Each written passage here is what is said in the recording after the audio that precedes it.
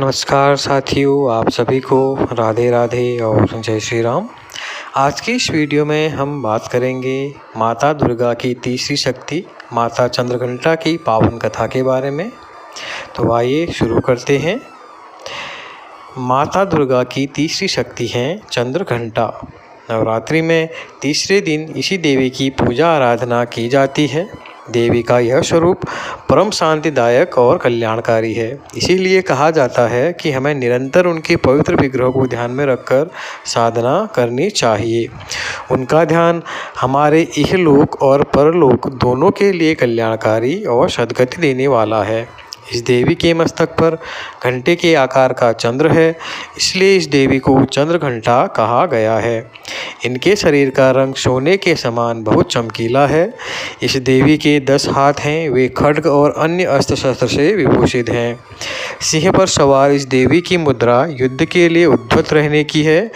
इसके घंटे से भी भयानक ध्वनि से अत्याचारी दानव, दैत्य और राक्षस कांपते रहते हैं।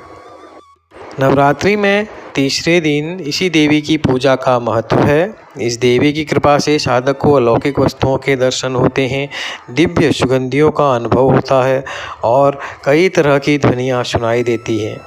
इन क्षणों में साधक को बहुत सावधान रहना चाहिए। इस देवी की आराधना से साधक में वीरता और निर्भयता के साथ ही सौम्यता और विनम्रता का भी विकास होता है। इसलिए हमें चाहिए कि मन, वचन और कर्म के साथ ही काया को विहित विधि विधान के अनुसार परिशुद्ध पवित्र करके चंद्रघंटा के शरणागत होकर उनकी उपासना आराधना करना चाहिए। इससे सारे कष्टों से मुक्त होकर सहज ही परम पद के अधिकारी बन सकते हैं। यह देवी कल्याणकारी है। माँ चंद्रघंटा की व्रत कथा। बहुत समय पहले जब असुरों का आतंक बढ़ गया था, तब उन्हें सबक सिखाने के लिए माँ दुर्गा ने अपने तीसरे स्वरूप में अवतार लिया था। दैत्यों के राजा महिषासुर राजा इंद्र का सिंहासन हड़पना चाहता था, जिसके लिए दैत्यों की सेना और देवताओं के बीच में युद्ध छिड़ गई थी। वह स्वर्गलोक पर अपना राज कायम करना चाहता था, जिसके वजह से सभी देवता परेशान रहते थे।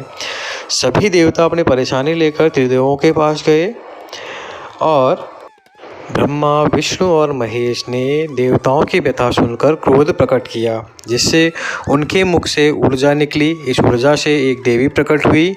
भगवान शंकर ने उन्हें अपना त्रिशूल, भगवान विष्णु ने अपना चक्र, इंद्र ने घंटा, सूर्य ने तेज और तलवार तथा सिंह प्रदान किया। इसके पश्चात माँ चंद्रघंटा ने महिषासुर का वध कर देवताओं की रक्षा करी।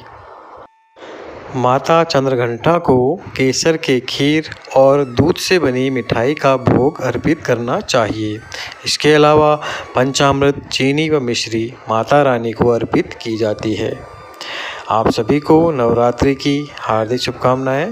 बोलिए माता चंद्रघंटा देवी की जय। धन्यवाद।